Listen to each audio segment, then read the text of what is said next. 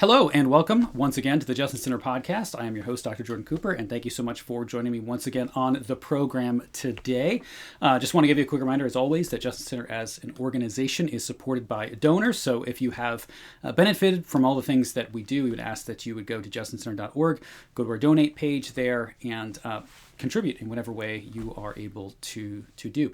So I am here with my wife, Lisa Cooper. Hello. Here, and we are talking about her new book, which is a collection of poetry. So we'll be talking about just the nature of poetry, how Christians should relate to poetry, Christianity and the arts, and some general topics that actually a lot of you have wanted me to talk about anyway. And you know, Lisa's the actual artist here. I just read about things. So that's not true. That's not true. So we could talk a little about the arts kind of more generally, and of course we're looking at a specific art form, that of poetry. So Lisa, thank you for being here. Thanks for having me.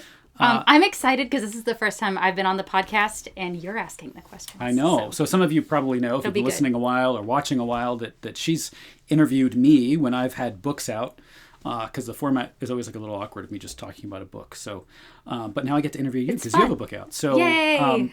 Well, let's talk a little bit about, maybe we can start with just talking about your book, Hasty Corporeal Ink, which sounds like a strange title. So people are probably like, what does that mean? I know. It sounds totally unhinged. Yeah. So why don't you just talk about where this book came from? Why did you write this book? What led to this? Yes. So the title of this book is actually an anagram of my full name, Lisa Catherine Cooper.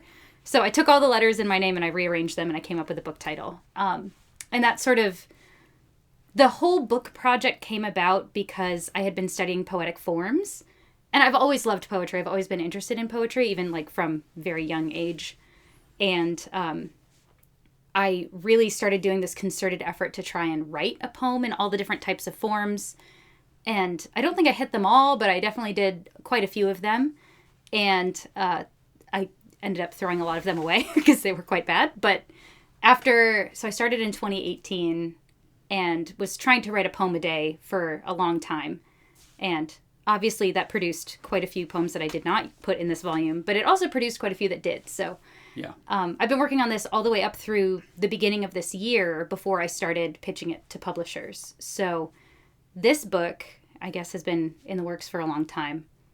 But you've been writing poetry for a long time. Yes, I've been writing poetry forever. Publishing poetry for a long time. So it's not like this is the first anything you've gotten published. So you've published in a number of different poetry journals, and you've different publications of various kinds. Yes. And so this isn't, the first thing that you've done.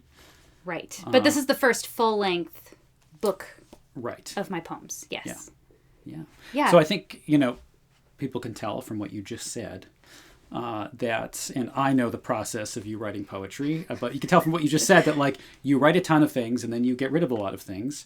And you do a lot of editing, rework and rework and rework and rework. Yes. So when you're doing poetry, when you're writing a poem, you're spending hours with these poems, and you're looking at form, and you're making sure that it's perfected in exactly the way you want it to be, which is probably kind of different from how a lot of modern poets tend to write, or at least a popular perception of poetry is you just, vomit your feelings on the page. Yes. And there's the poem.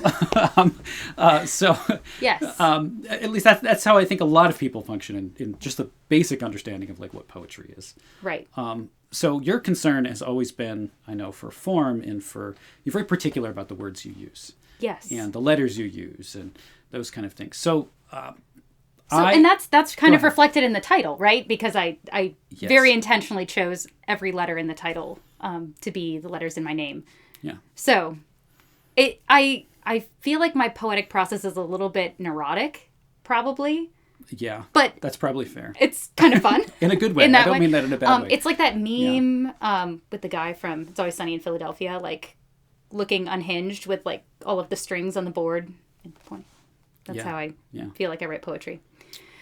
Yeah. Yeah, it's a lot better than my sad emo boy poetry I wrote when I was 16. So it's just different, right? A lot of poetry nowadays is meant to be shocking. It's meant to be it's something that is supposed to cause some kind of it elicits an emotional reaction, right? And I think good poetry does do that. Sure. But good poetry doesn't only do that.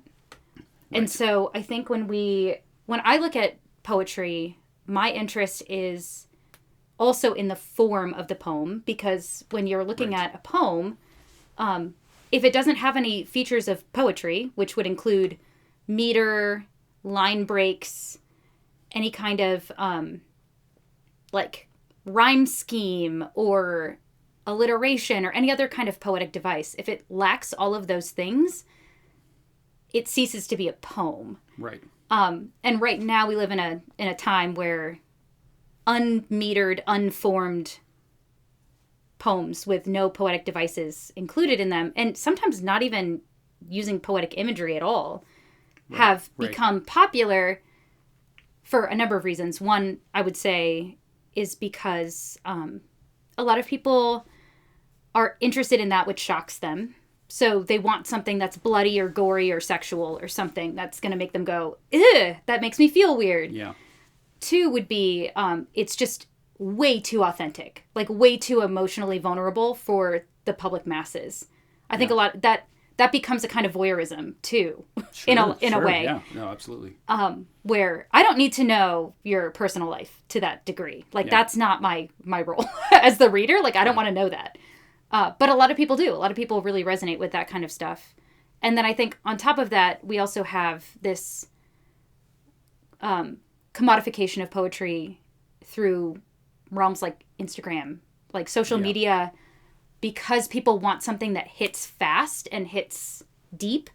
You know, a good turn of phrase is hard to craft, you know, I think. And they can often be like very impactful if you can get a really good turn of phrase. And that's why like famous quotes are famous quotes, you know? But with poetry, when you condense it down into like Insta poetry, what you get is a pretty background with some words on it that don't really have anything to do with an image or anything beautiful, anything connected to anything that is not just your feelings. Sure. And I think that's kind of what's become popular. I think that those are the reasons why. Well, people don't care about you just fonts like kind much. of touched on, I feel like, so many questions that I was going to ask you. Sorry. So You that's good. So let's I want to dive like deeper into a number of different things, the things that you said there, and just about kind of the nature of. Some of it's just about the nature of art or how we function in society and how we view our like cultural products in general. Is we have this kind of ideal in our Western American society today of like unrestrained freedom, as if like this is the ultimate good. Yes. And so the less restraints you have, the better things you're going to be able to produce. Right. Right. So it's like the restraints or the rules about things are always kind of oppressive, or they're always stopping you from expressing something that is like your true authentic self. Right. And so when that bleeds over into the arts, and you see this in the visual arts, you see this in some forms of cinema, though maybe less so there. But you see this in all sorts of ways that people try to express themselves without any limits or without any boundaries, with the idea that this is the most authentic form of art. Now, I think there are a couple things to touch on there. One is the question of authenticity, as you already touched on. Like, does authenticity mean automatically good? Like you could write things that are authentic, that are really what you're thinking and feeling, that I may not want to know. Yes. Right? There are plenty of things that like Ginsberg said that like I didn't need to know. You know. Thank you for that, but no, thank you. So the question of like, is authenticity just like a virtue or something in itself, is one issue there. But also like, what is the role of limits? Are our limits bad? Is our rules bad? Or is having like some restraint within, you know, the arts, and this doesn't only apply to the arts, but in the arts here, is that like, is it okay to have rules, and why? Yeah. So I consider myself a formal and constraint-based poet. That's like the turn of phrase that I use the most to describe the kind of poetry that I write, because it's not only historic forms that I use. I'm also using things like anagram and other sorts of constraints that limit the choices that I can make in a poem. And I think that those are actually more freeing. And I think that this whole book is just an exercise in that.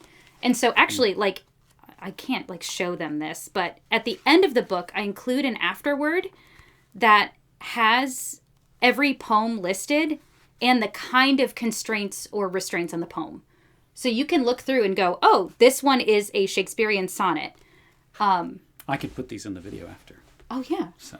And then, like, this one is a Petrarchian sonnet. This one is a series of haiku. This one's a rondeau. Yeah. And so I have the different types of poems listed. And the point of this is, like, I don't think that poetic form, because I guess it's two different things, right? One is poetic form, which is, like, tried and true historic forms that have developed over time with, you know, all of these masters of, you know, the art form who have created things that are beautiful.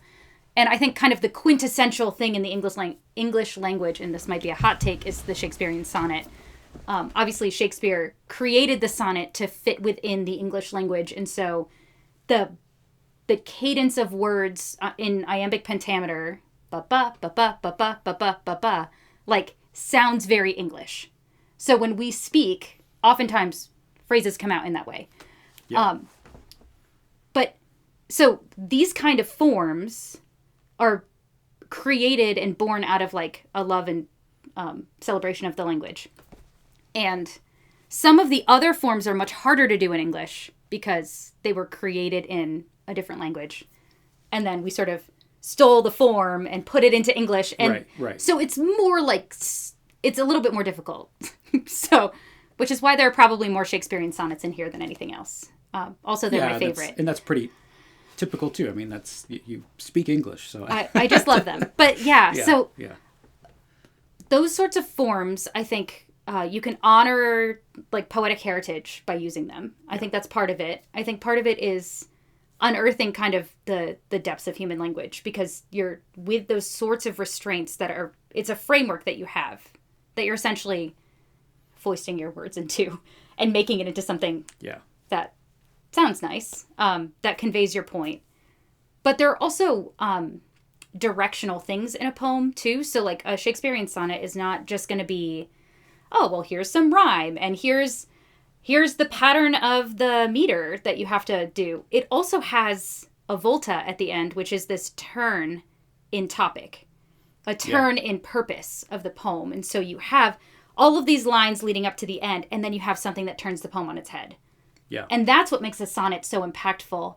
And I think a lot of people who are just like a novice at poetry or just learning about the things miss that piece. Yeah. And that's the thing that makes me want to write a sonnet, is that like turn at the end. Right. And so when you find those unique mechanisms within a framework of a form, those are the things that, like, if there's a line that's repeated, if there's a word that gets repeated throughout the poem for whatever format, if you're looking at like a ghazal, they're repeated words all the time. Those like have an impact on the meaning because the structure itself is supposed to do something to the poem.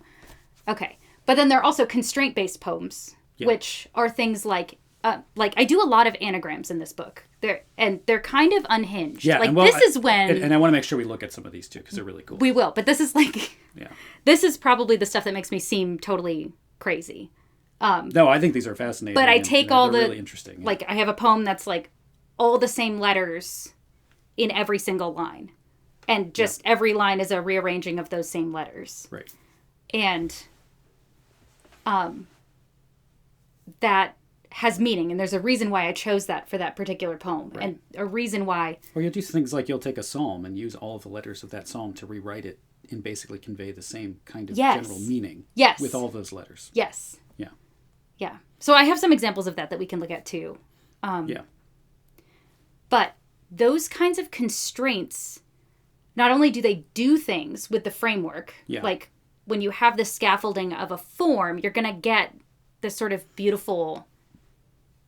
like turn in a poem, or it's going to convey something that I wouldn't otherwise be able to convey. It's sort of like if you show up to a party and you're wearing a tuxedo, that conveys something. Sure. about the party you're at. It conveys something about who you are. It conveys maybe you're a crazy person who just walked in off the street wearing a tuxedo. Or like me, it's black tie optional. I'm the only guy with a tuxedo at every wedding that says that. That literally has happened numerous times. We're like decked out and no one else is. Well, if it says black tie optional, I'm doing it. If it's an option, we're doing it. Yeah. Yeah. Sorry, go ahead. Yeah. Yeah, but just as like clothes convey something about like underlying the surface of a thing. Right. Or of a person or what you want to present to the world. The scaffolding of like a tried and true form of a poem is going to do the same thing. Yeah. So, yeah. Yeah, that's all really helpful to, I think, understand the way that you think about things as you're writing poems. But something else I want to talk about in terms of like of classical form and using constraints. Maybe I'm not thinking so much constraints like in an anagram sense. But I'm thinking more of like traditional forms is, sometimes there's this critique that you hear of, and this is of all sorts of traditional art forms, that like, well, can you really just keep doing the same thing over and over again and never do anything creative? And so I think of like painting, for example. If you look at the like 19th century French academic painting, it was so formulaic that it was very boring. Like not a lot of interesting stuff was happening. And you're like, okay, I get it. You're painting the same scenes and everybody has exactly the same like painting method. And then all of a sudden you get these impressionists who are like, they're radical.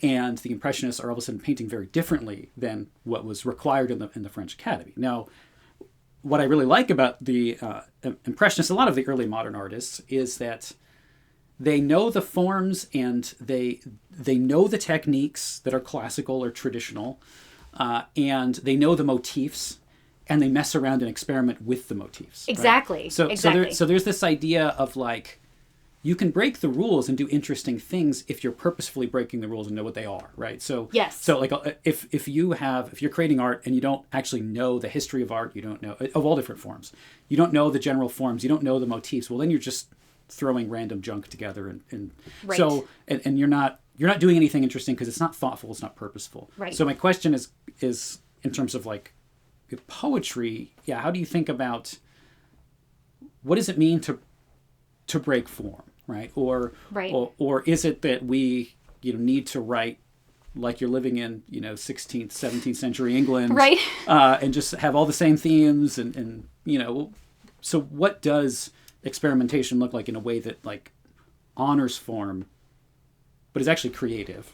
Right. I'm a big fan of taking, and that's a lot of the purpose of this book too, was to take these kind of historic forms and bring them into the into our century and have it be something that's relevant and interesting, and looking for topics that maybe wouldn't be the topics that they would have. I'm, as much as I love you, I'm not writing like these huge, long, amazing poems about how much I love your face, or something. She does all the time, actually. Yeah. They're all over our house, but plastered on the wall. She just doesn't want to share them. Exactly. But there's something different about, like, there are obviously, like, trends anyway. Like, back in the day, you would have had this, they had trends, too. Yeah, they had trends, too.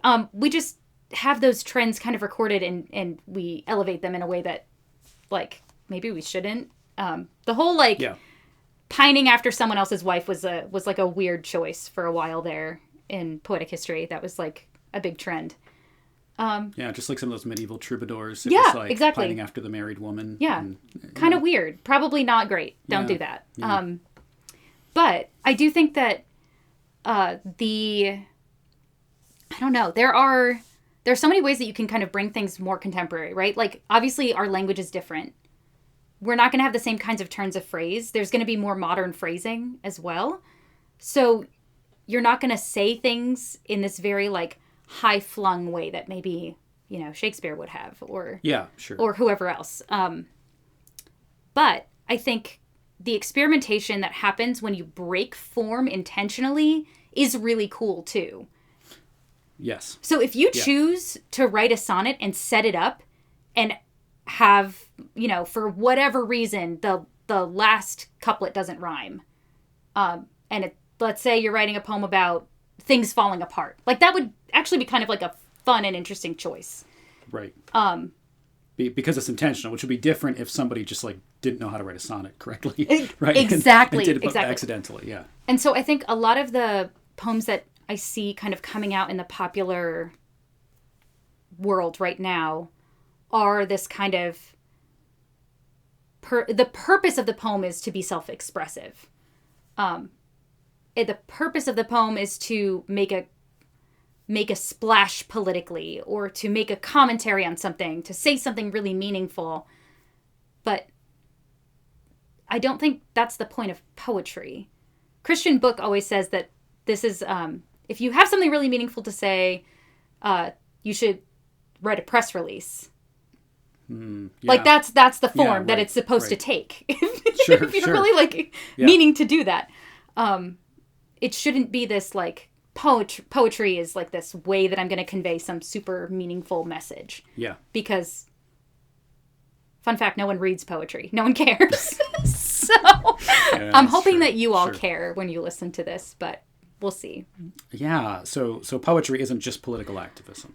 Right. And I think it has become that in a lot of ways. And so part of that is getting rid of historic forms. Yeah. Because they're seen as colonialist or imposing or patriarchal or any of those things. So you'll see in a lot of like academic circles, you'll see that a lot of the formed poems are kind of out of the curriculum in a way that is sad. So poetry, I mean, to use Russell Kirk's phrase, I guess, like poetry can be used to express the permanent things. Yes. Right? Not just like our current political situation, whatever that might be. Not to say that there's never a place to like address those issues in a poetic form or something, but poetry like elevates, right? It has this connection to I don't know, the transcendent, right? I mean, how would you say, thinking about the question of beauty, like how would you say that beauty relates to poetry? Oh, I mean, that's like the whole point of poetry, is to kind of capture something that is otherwise not conveyable by the language that you're speaking. Right. So I can look outside and be like, wow, that is a nice tree, but that is not super poetic, and no one wants to read that. But if you can capture something in a line about like the way the light hits the branches of a tree, or you're capturing something kind of beyond what is visual, and you're conveying it to people in a way that is inherently beautiful. Yeah, so it's to say that like our encounters with the world are not just mechanical, right? Yes. Our encounters with the world are not just my bumping up against some biological phenomena or a recognition of facts. Yes. Right, that there is like this sense of encounter in this personal way. Encounter, I mean, in the sense of like, I don't know, knowing. I'm thinking of like in the Martin Buber kind of sense of knowing, I guess, that like, when you encounter the world as a human being, you are doing it as like an eternal soul. Yes. And in some way you're encountering the personality of God. It's revealed in the creation that's around us. Right? Totally. And so poetry is, I guess, the question of like, well, what's the use of poetry, right? Right. It's what's the use of it in, I guess maybe you could say it has a Darwinian use in that, like, I don't know, maybe if you write nice poems, you can get a spouse and get married. And hey, it worked for me. So maybe it works that for way. me. I don't know. Because you've been to some of my shows, like, before we got together. Yeah. And you listened to some of my original music, so. I did. But I also know that when we sat down and talked about poetry, you were, like, nerding out about form and stuff, and I thought that was, like, way more interesting than... Nice. I don't know, most of the people I knew that wrote poetry. Fun fact, some Jordan lore. On one of our first dates, I brought like magnetic poetry, and that's what we did on our date. That's true. Yeah, it was fun. That's true. Dating tips. Yeah, from the Coopers. Yeah. Hey, it worked. No, it worked. We talked about poetry, and we talked about Derrida, and I was reading too much Derrida at the time. It was really annoying. Yeah, and I talked all about the dating of Matthew's gospel, and she wasn't bored to death. So no, I loved it. It was great. Yeah. Anyway, so that's how you know you found the right person. It's true. And I see there's like a Foucault book out in front of you, and that like was not purposeful. I don't know if that shows on the camera, but it looks like I set it up on purpose. It was not the case. Nice. But I like it though. yeah, not quite the same ideology or approach to the arts, probably as we're talking about. Probably not. So, but you read broadly. That's the point. I do, and you do too. So, and that's something that I know you have in terms of your reading of poetry. You have tried to read some things outside of things that you like to get an idea of kind of where maybe some modern poetic movements are at. I have read very broadly. And so what is your, I don't know, what's your broad assessment of the state of poetry? And we've already touched on this, obviously. Yeah. But maybe succinctly, right? If you were going to summarize, like, if you're going to take this as a little clip for Instagram and TikTok, not that I'm going to do that, but to summarize, he could, though. But I could.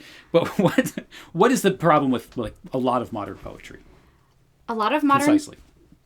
I'll try. Okay, a lot of modern poetry is so self-centered that it misses out on things that are beautiful and important in the world around us. Mm.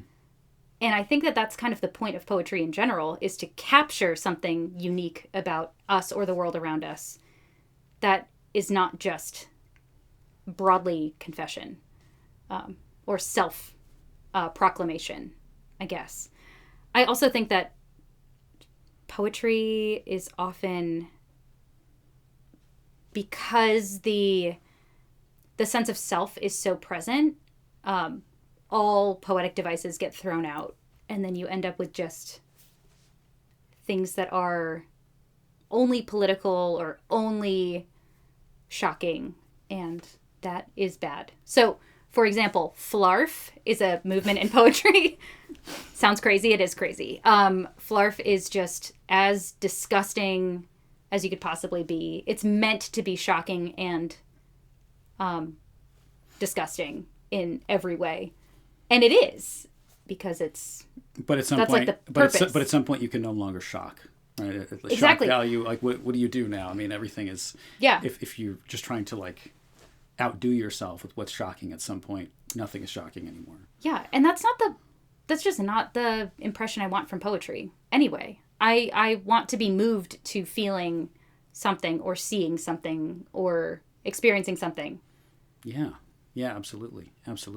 So your poetry is not just like catechetical, because I know we're talking about Christian poetry, right? So I think it's just... I could have done that, but I chose not to. Well, and that's true about like the arts as well. Right. And I was thinking through this when I did an interview for the Met on Caspar David Friedrich. Love him. And in this interview that I did for them, I was talking about the nature of like catechetical art and comparing it to Friedrich, because he's a Lutheran, and a lot of Lutheran art historically has been catechetical, meaning that it has the function of like teaching you theological truths. Right. And that's true about especially a lot of like Dürer and a lot of those earlier Lutheran artists. And art is really good at doing that, but that's not the only purpose of art, right? So art can be catechetical. It can be used as a teaching tool, but also when you look at Friedrich's paintings, where Friedrich tends to paint these like vast kind of landscapes or vast ocean or something like that, and they'll have this like tiny figure in the midst of it, and so it's supposed to evoke a feeling, but not just like a feeling that's real about something of like the vastness of God compared to the finitude of humanity. But it's not right, and so it has a message, but it's not like teach. It's not like an instruction tool, right? But that's a reason why that image became a meme. Yes, that's right. And because it makes people feel things. It does. People go, I know what that feels like. I know what it feels like to be that tiny in this world. Yeah. That is vast and giant. It's relatable. So, so I guess because the purpose isn't catechetical, but that is that's what hymnody, it's not the only point of hymnody, but that is one purpose. Right. So I guess maybe question is like, what is the relationship then between like, I don't know, poetry being catechetical versus poetry being kind of evoking experience, or do they always go together? They can go together, and they can also not go together. I think plenty of great poetry is not catechetical, but plenty of good poetry is catechetical. It's the same thing, and I think we've had this conversation with Flame as well, because he talks about like, you know, his music is very catechetical. There is a lot of information you can learn from him when you listen to his music. That's the point of it. It's made exactly, and that's why like we like him so much, right? Because it's just this like intense, thoughtful, instructional kind of thing. It's great for catechesis with our kids. If we want to drive a point home, you can put on a song by Flame, right? But then on the flip side, you have other kind of Christian artists who are putting out music that's not explicitly Christian and not doing the same thing. It's the same thing with poetry, right? So I have poems in here about a whole broad range of topics, and they're not necessarily catechetical. And the reason for that is I don't think that they need to be. But I also could do that. Maybe that's another project. I don't know. Yeah. I think that Christians tend to jump in the catechetical direction when they're doing art a lot of the time. It's like a lot of times they're like, well, if I'm making art, it has to be for the purpose of like teaching a theological truth. And it does that well. But I just think it's important to note that like that's not the only function, right, of the arts. Yeah, and I think it's very limiting to think that that's you're solely delivering information when you're using art, because the great thing about art is that and hopefully it does both, right? But it elevates, it does something beyond just delivering information.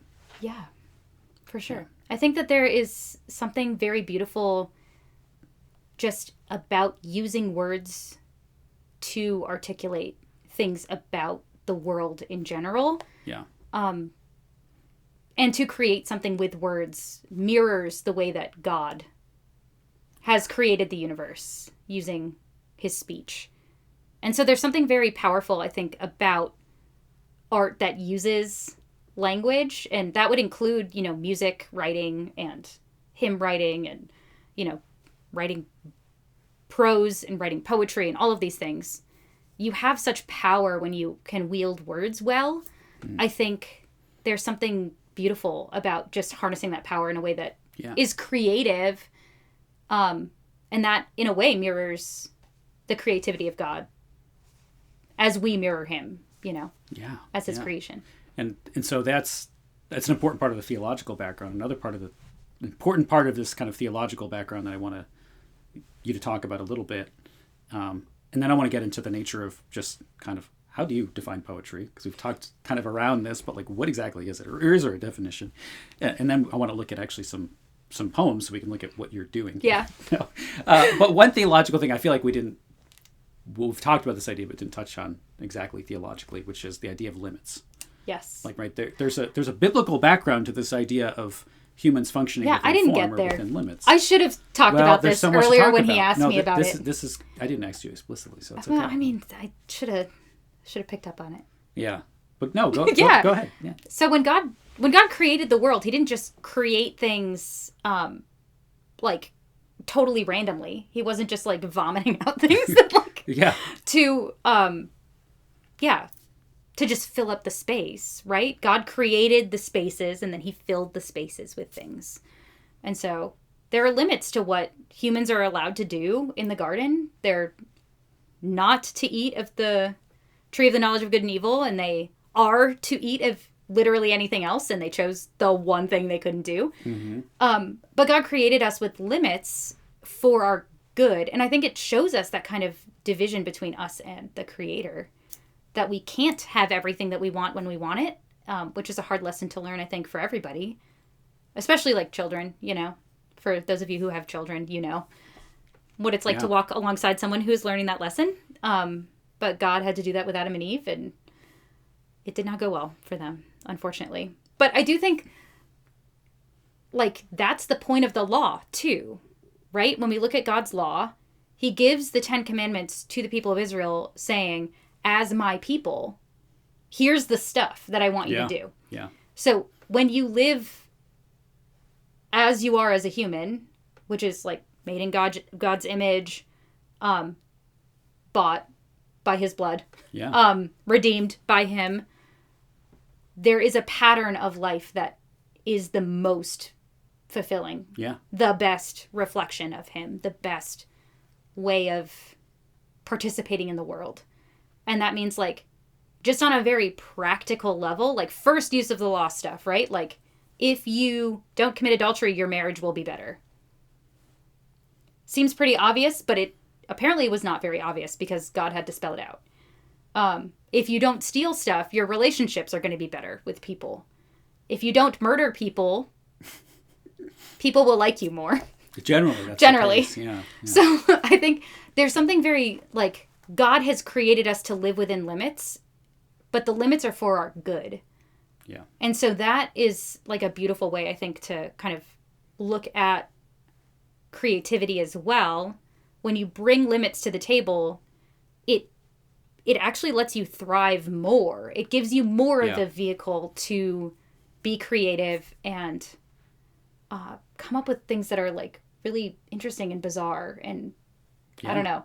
I like the bizarre stuff. So some people will be like, this poem is a little bit too weird for me, because they may read something in here that's a little weird, I'm sure. But there's this weird tension between like perfectly representing something, because you could write a dissertation that breaks down all of the pieces of a flower, right, and talks about all of the different things from a scientific point of view, and explains and catalogs and describes things beautifully, and exhaustively. And a poem is like on the opposite end of that spectrum, is meant to, you know, show something about the beauty of a flower. So there's an interesting tension there when you're writing a poem where you have to be like, I'm not just cataloging things. Yeah, no, absolutely. And yeah. Yeah, I mean, this is that division you see in the world of theology. Yeah. You know, read like Gerhard's Theological Commonplaces versus his Sacred Meditations, right? So okay, if you haven't picked up Sacred Meditations yet, like you have to get it. It's so good. He is a poet beautiful. Too. Yeah. It's absolutely gorgeous. Because he's evoking the experience of God. Exactly. Right? In this special way that's different from when he's writing polemical theological writings to refute somebody. Right. And they're both essential, but they're very different kinds of writing. Yeah. And so there is that difference between like that kind of direct encounter, right, versus the talking about something, right? Right, And and they're both that's essential, but I think different. that's why sometimes like in some of these poems we'll end up in kind of an interesting place because of the constraints put on it. Yeah. Put on the poem. If I only have so many letters to work with, there might be like some interesting word choice, you know? Yeah. Yeah, I always like the phrase Joel Bierman uses, living in the groove. Life is groovy. So if you haven't watched or listened to Joel Bierman's lectures, he's on YouTube. You can find some of those. He's got some really good talks on this idea of limits. He gave one of those talks at the AALC National Convention. Yeah. Which is actually on my YouTube channel. It must be. It yeah. is. It is. Because This is a number of years ago. Our son was like a long time ago. 1.5 at the time, and I was wrestling him during that lecture, and I was so thankful that you had recorded it because I got to listen to it again after. You can find it on the channel. If you look up Joel Bierman on there, he's somewhere on the channel. Yeah. But this idea, this is something I was just reading in Ernst Ludhard. I was just revisiting his moral lectures. And in the beginning, he talks about like the moral nature of man, and he says that like in the modern world we have, and he's writing in the 19th century, but we haven't really shifted from there very much in some ways ideologically, or maybe we've been more consistent with the ideologies of that day. But he says we have this balance within Christianity of both freedom and constraint that go together. And he says the modern world tends to jump into one or the other. Right. So we tend to either jump into everything happens of necessity, and I'm not talking in the sense of God's providence, right? Because Luther says things like that in the Bondage of the Will, and that's not what I mean. We're talking about scientific necessity. In other words, like there is no will at all, right? The human has no will. The human is just like this machine who's just determined. And so we have, on the one hand, this like purely scientific materialist approach to reality that just focuses on like constraint and necessity, which you kind of negate any real moral responsibility. But then on the other hand, we have these moves that just want to, this really begins with like Rousseau, where you just want to get rid of constraint altogether and say like, well, humanity is ultimately just freedom. And we have freedom over nature, and we should continue to increase the freedom over nature, and limits are always bad. Right? So like within Christianity, we have this balance between the two. is like we have limits that are just due to our nature because of how God made us, and the distinction between us and God, and the distinction between us and other aspects of creation, and the natural gifts that may be different in one person than in another person.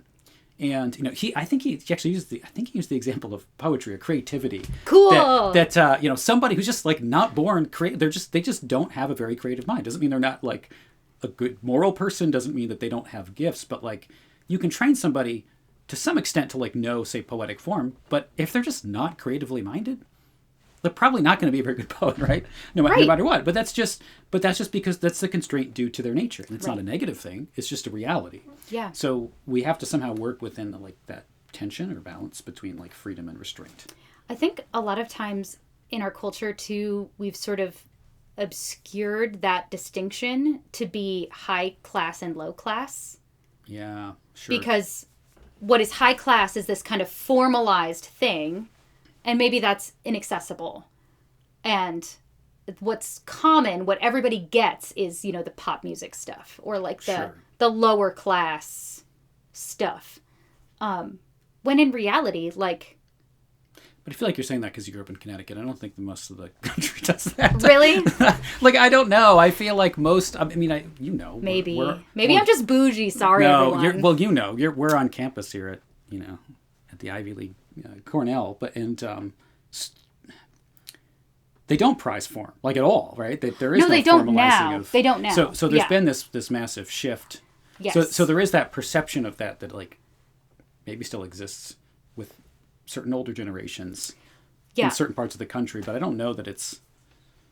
I feel like it's kind of died. I think people have moved to this.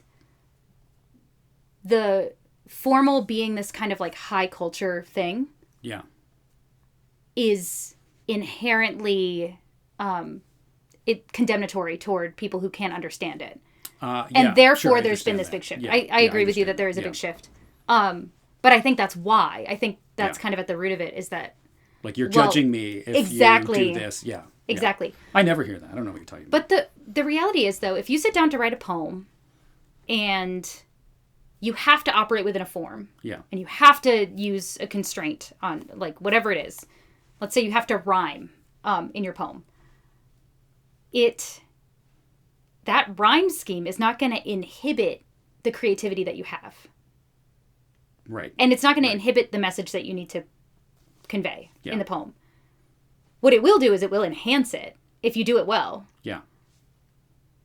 Yeah. Yeah. See, I think, that the high kind of low class thing, I feel like classical forms and classical art, and classical is such a, broad term, so maybe it's not helpful at all to use, but I feel like good art isn't totally inaccessible, right? Like I feel like good art can often, like you have kind of different levels of understanding. Yes. Like I think of how people always talk about John's Gospel. Yes. Right? How John's Gospel, it's like you give it to somebody who doesn't know anything about Christianity and they read John's Gospel and like it's beautiful. It's beautiful, right? Like and they get the basics. Like they get the basic story of Jesus. But the theologian reading John's Gospel, who studied it for years, like you plumb the you're in the depths of the rich like Trinitarian theology that Jesus speaks of. So there are these kind of like levels of understanding of, and I feel like art that is good should be at least somewhat accessible on kind of a surface level of like, well, this is pretty, or this is conveying something nice, or this looks nice, and maybe you don't know the depth of like exactly what that means or why, but you still have like an appreciation for it, right? So I think of like the difference between something like, we'll take like Caspar David Friedrich's paintings. Yeah.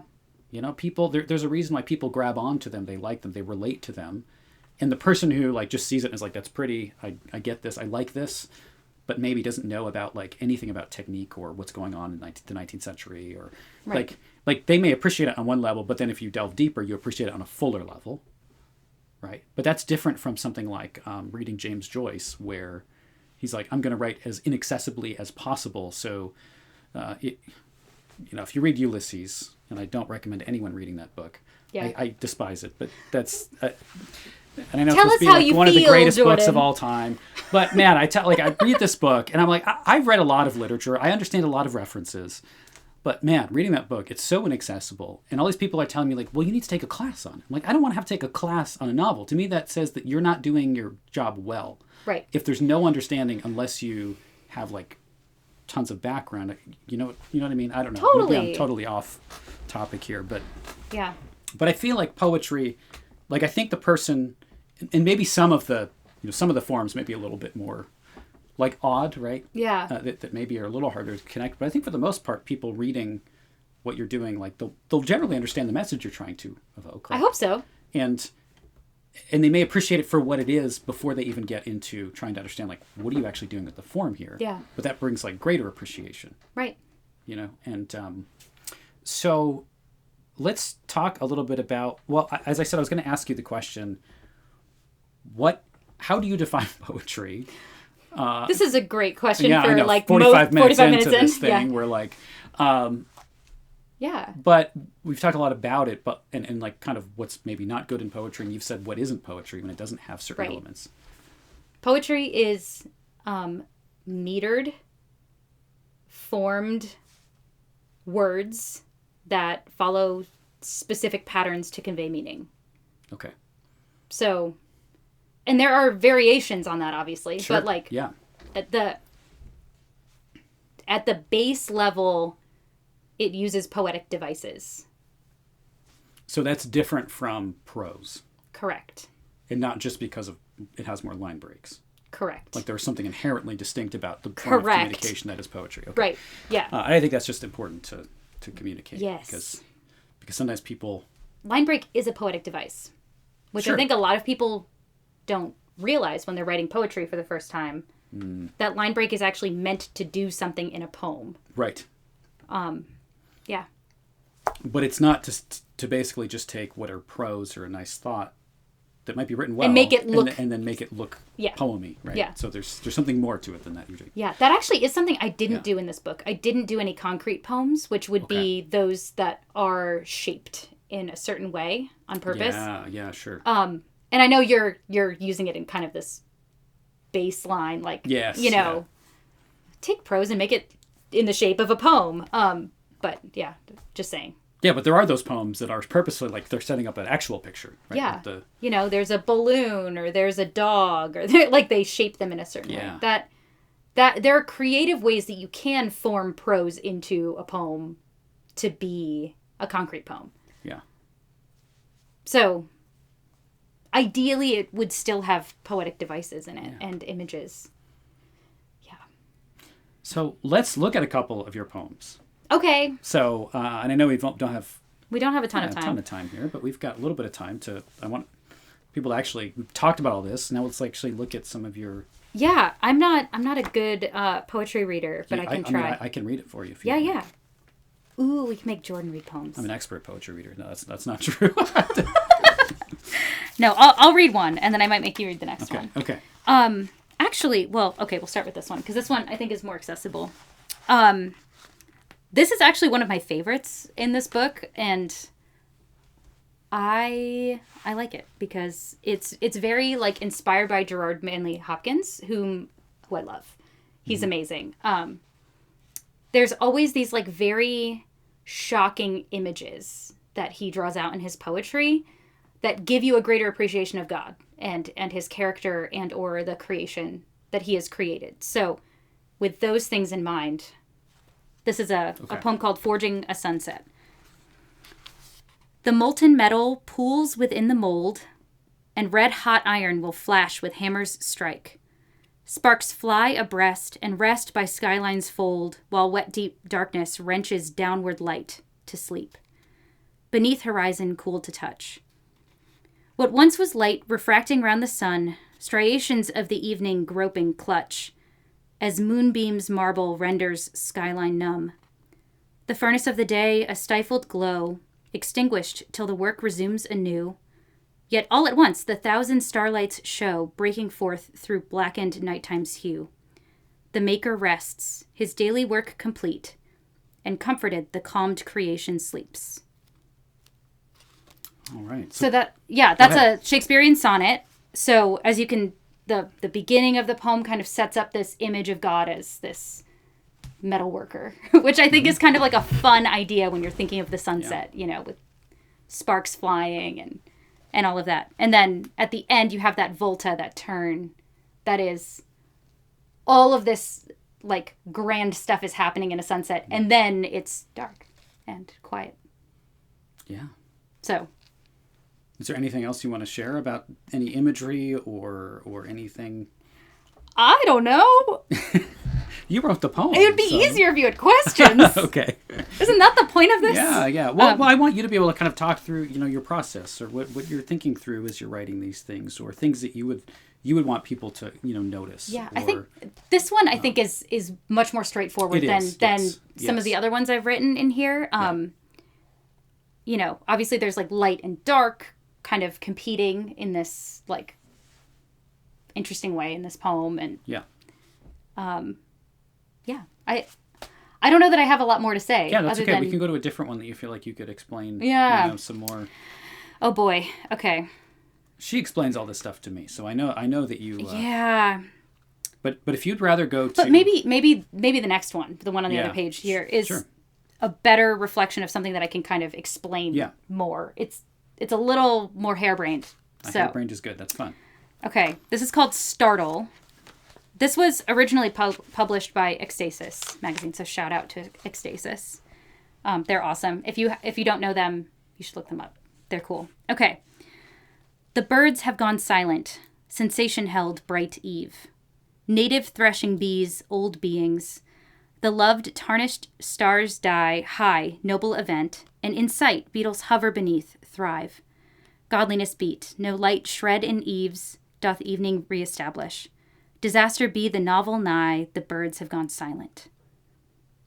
And so this is interesting because every line, this is the one I was referring to earlier, every line has the same letters in it.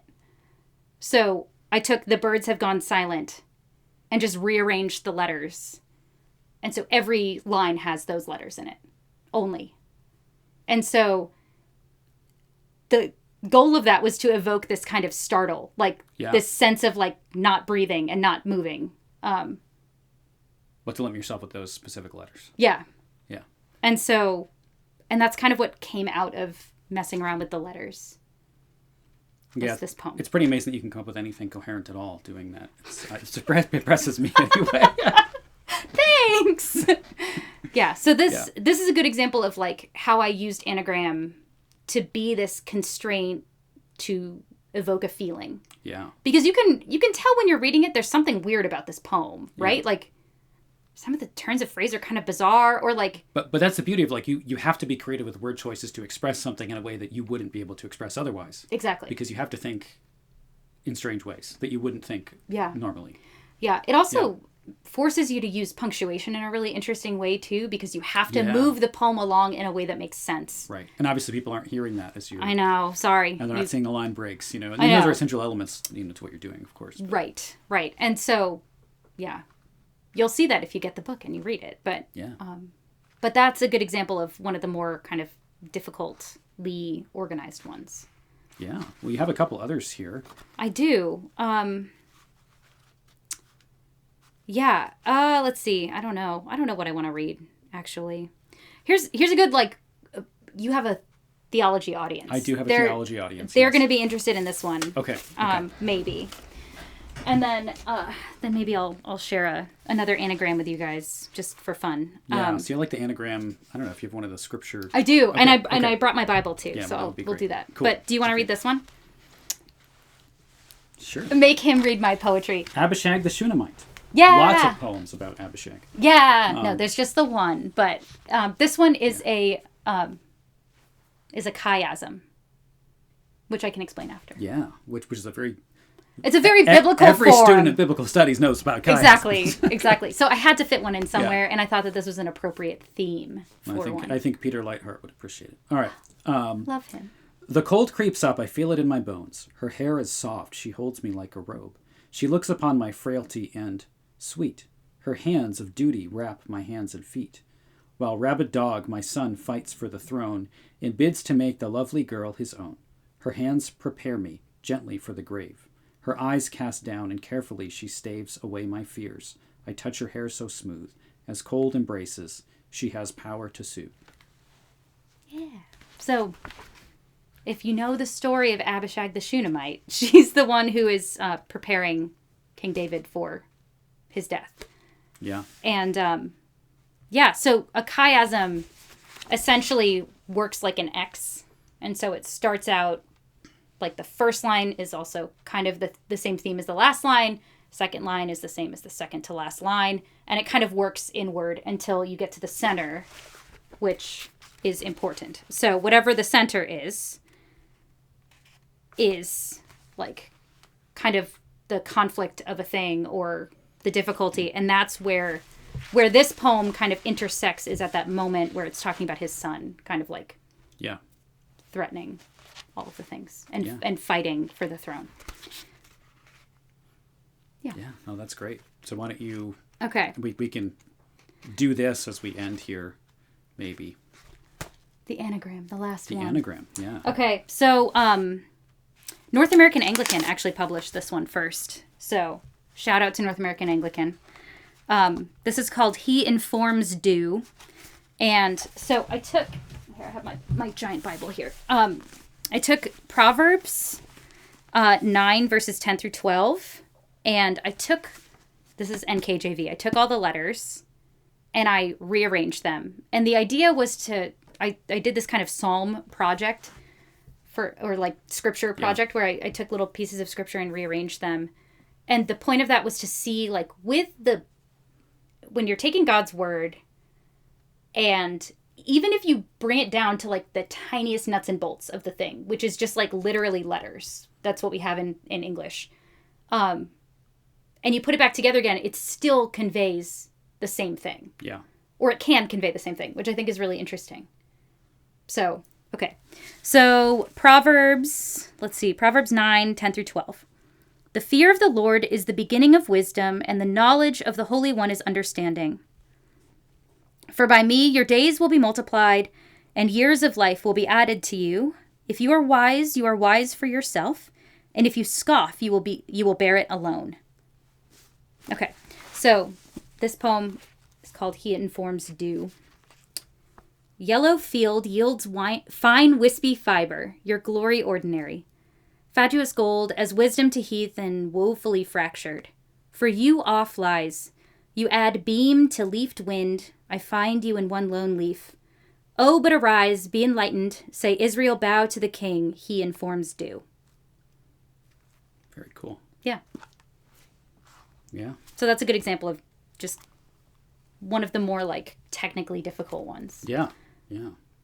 Well, the cool thing is that you do have this like guide in the book, so that if you read the poems, you actually have a guide to like how to. That was the goal. What forms you're using and. Right. I feel like there's a lot of beauty missed when you don't have insight into what the poet is doing. And I didn't explain everything. I didn't like give you a dissertation on each one, but I gave you the basic form. Like if you're interested in what does a rondeau look like and what does that mean, you can look it up and you can dig into that. But I think that's important because that's what makes poetry seem inaccessible to a lot of people. Yes. And the thing is, I hear a lot of people like, I'd like to be into poetry, but I don't get it, right? Like I just don't get it for whatever reason. And I think that they just they don't have a knowledge of like what you're actually trying to do really, or the form. They have some sense of like, what your, picture you're trying to evoke maybe, but they don't really get how you're arranging it or how you're, what the rhyme scheme is or what it's supposed to be.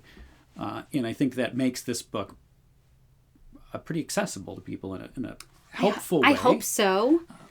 Yeah, I think so. Not just accessible in the way that Insta poetry, because you've used that term multiple times. I know it's like a thing. Is that Insta poetry, the kind of stuff you find on like Instagram or in some popular books, it's accessible to people, but it doesn't have.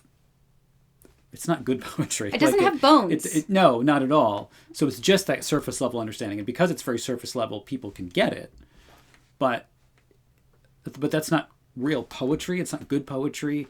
So I think what you're doing here is good in that you're challenging people to elevate themselves in a sense and like their understanding of like what is good poetry, but you're not making it inaccessible because you're giving them like a guide to this is That was how you do exactly the point.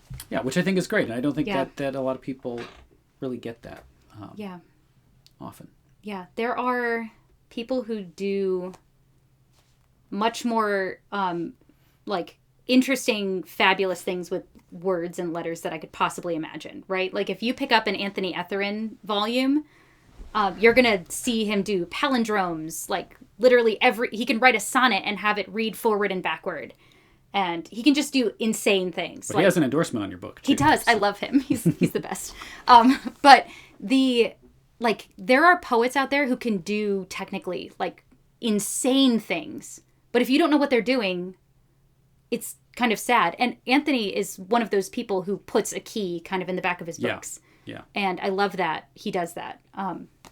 Because I think if I could stare at his sonnets and go, oh, like every 2 letters work forward and backward or something. But like, I don't think anyone else would know because I know because I read his writing. But yeah, but if you do know, then you're like, wow, this is really cool. Right? This is what? This is wild. That's I really can't believe this impressive. actually works. Like how is that even possible? Right.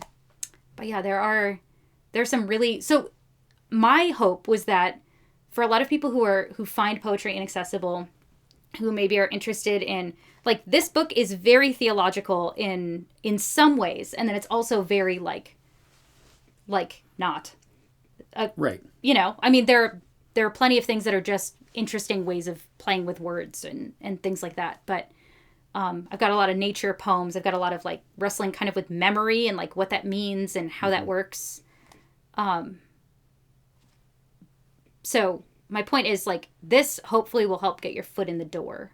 Yeah. That's the goal. I just want somebody who has been scared of poetry who might think, hey, this is like, yeah. I watch Jordan Cooper on YouTube. So like this is maybe one thing I can try. Yeah.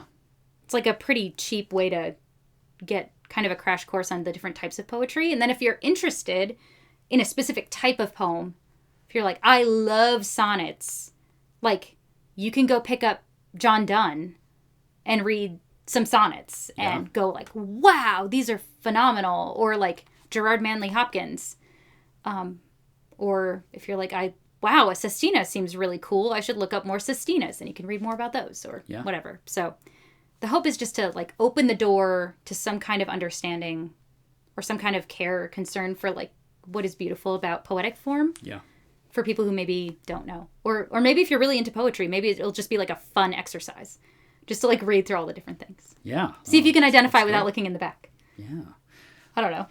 Well, thanks for doing this. I know people are going to be interested. People Thanks for having me on your program. Yeah. Well, people have asked me to like talk about the arts and so this was exciting that we're able to talk about this, and I've been hoping that you'd get this volume published for a long time. So yeah, Jordan was really the catalyst to get this done. So I've been writing poetry forever and thinking that it wasn't good enough. So and it is. So I appreciate that Jordan pushes me to do things that I wouldn't otherwise do. So yeah.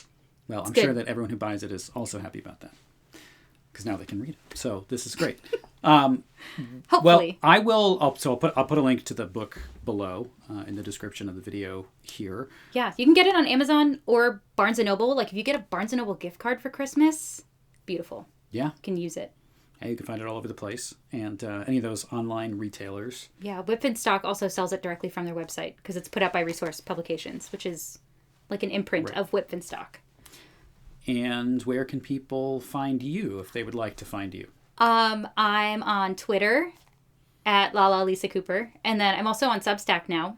And I have written like a deep dive on one of the poems in this volume that we didn't talk about today. So if you want to check that out, I'm on Substack. Same thing at Lala Lisa Cooper. You can find me there. Yeah, great. Well, thank you. Yeah, thanks for having me. And thanks so much for watching. Make sure you subscribe on YouTube and in your podcast app. And like it, too. Yes, and comment, do all of those things. It helps. Yes. Share it with everybody you know. Yes. Buy this book for your loved ones for Christmas. Yes. Actually, they might not know. They might be a little bit put off by that. Yeah. If they like poetry, it's it's a good choice. All right. Well, thanks so much, and we'll see you in the next video. God bless. Bye.